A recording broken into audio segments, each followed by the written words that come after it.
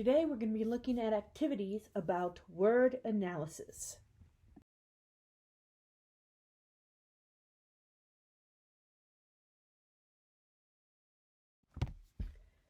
Learning to talk and learning to spell are related because if the students mispronounce the word as they talk, then they're not listening to all the sounds in that word. So when we're teaching spelling and word analysis, we need to make sure that the students are pronouncing the words correctly. Teaching word analysis is to help students acquire efficient strategies to figure out unrecognizable words. We already talked about context clues, and we're going to focus on today on phonics analysis.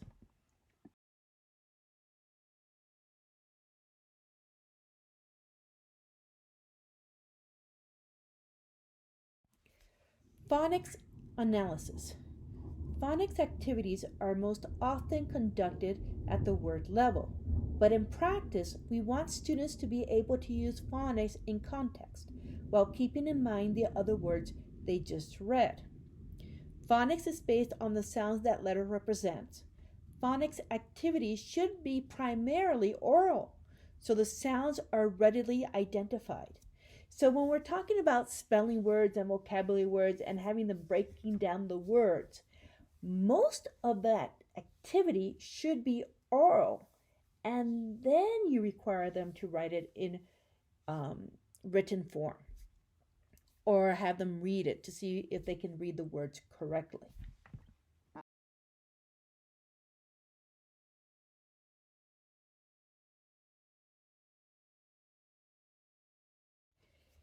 Teaching the English rules in word analysis is very useful, but there are so many exceptions to those rules.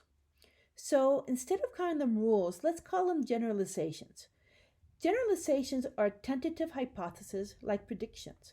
They are often borne out, but may be contradicted in some instances without affecting their basic usefulness.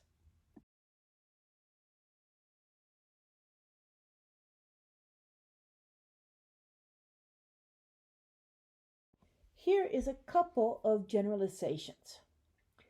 Double vowel syllables, IE and EI.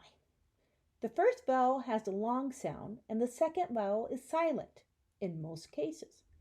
Place I before E except after C or when it makes a long A sound like in way. Some of the words that you can use to teach this generalization are niece, pierce, believe, ceiling, receipt, deceive, receive, neighbor, fright, and wait. Another generalization is the pattern ought and aunt. The ought pattern says aw, like in saw, and the aunt pattern says ow, like in cow. Some of the words you can use to teach that generalization are bought, fought, brought, thought, sought, hound, mound, ground, surround, and astound.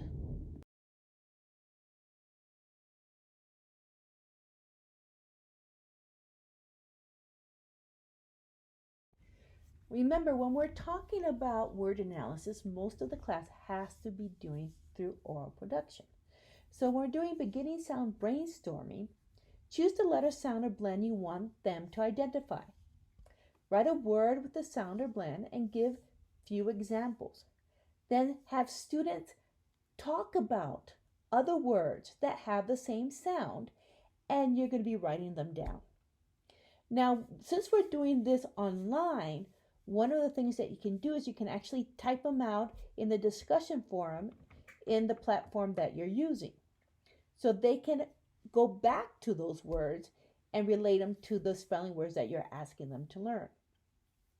Then have the students analyze the words that you wrote down in the discussion and have them identify the sound or pattern and have them come up with the generalization.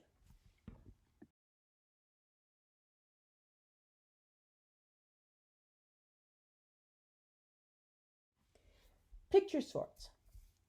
Now, identify the pictures that you want them to use. You can actually use a PDF, or you can actually show flashcards when you're using Zoom, and have them sort the pictures in groups that share the same sound or blend. Choose 3 different sounds or blends so they can actually distinguish them.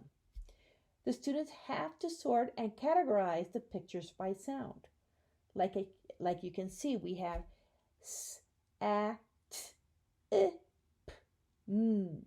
So they're going to see the word snake, and they have to put it in the right category, which is under the letter and the sound s.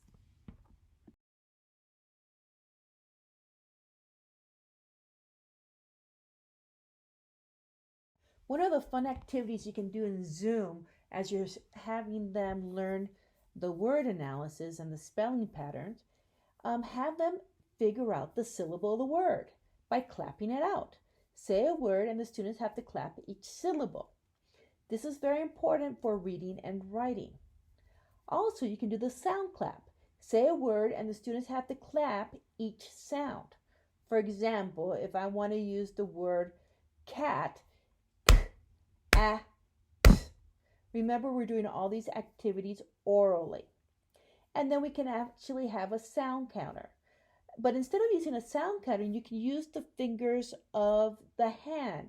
So as you say the words, the students have to lift up a finger and identify each sound they hear. For example, if I say cat, they're going to go k, a, t, and they're going to lift 3 fingers.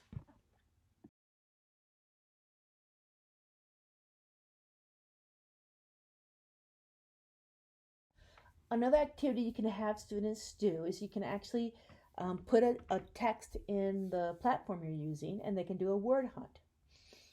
Students look for words that have the same sound or blending pattern. For example, in the text of I have a little frog. I have a little frog. His name is Tiny Tim. I put him in the bathtub to see if he could swim. He drank up all the water. He gobbled up the soap. And when he tried to talk, he had a bubble in his throat. As you can see, Tim and swim have a purple color, so you can have a discussion. Why do you think these 2 words are in purple? And then you can have a discussion on Zoom with the students to have them talk about why they think soap and throat are in red. The Tim and swim are in dark purple because they're word families of I am, im, and m. And the reason that soap and throat are in red is because they have the same vowel sound.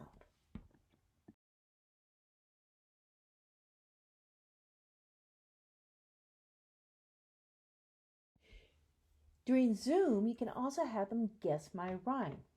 You use word families and rhyming charts. Have students find words that fit certain clues or patterns. For example, the word starts like happy and rhymes with bill. The word is hill.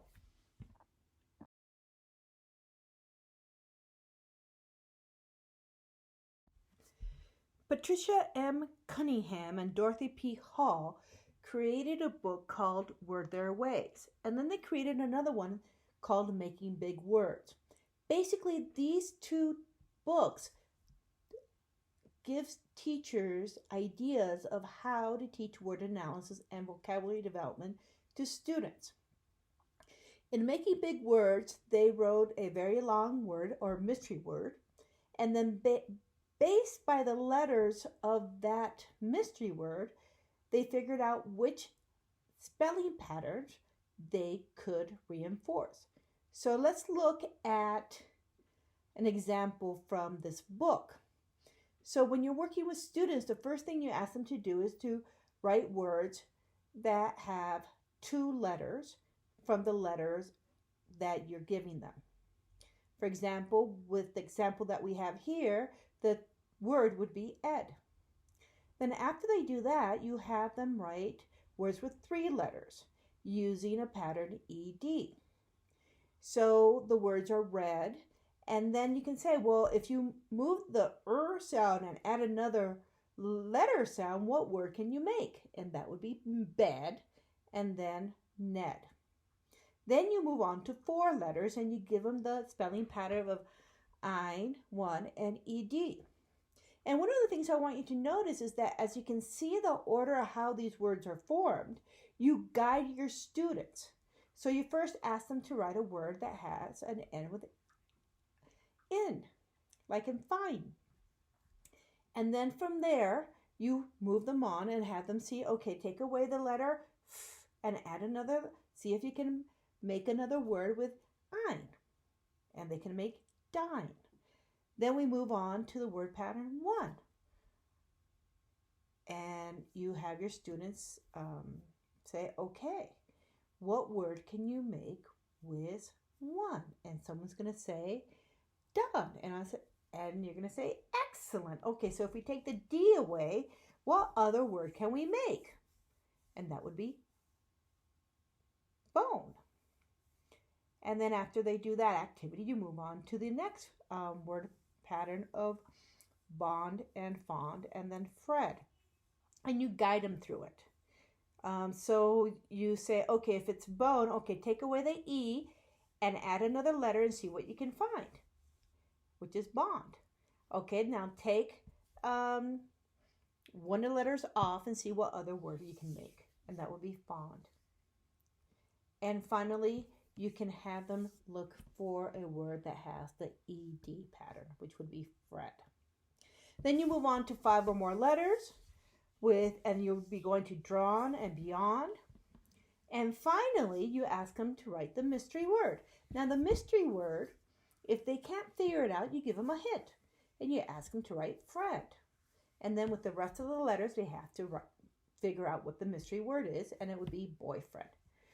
We're going to be doing one of these activities during Zoom together, but I just wanted to give you the pattern of how to do this activity.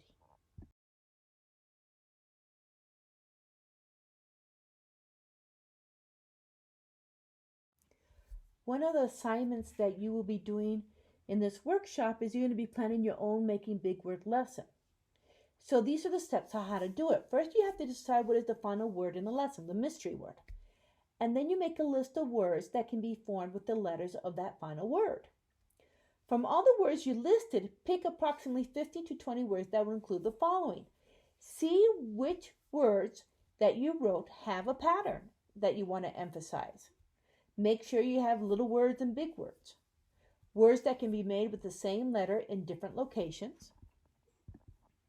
And words that most of the students have in their listening vocabulary. Don't forget to add homophones and compound words. Write all the words on an index card and order them from smallest to biggest. Then order them further so you can emphasize a pattern.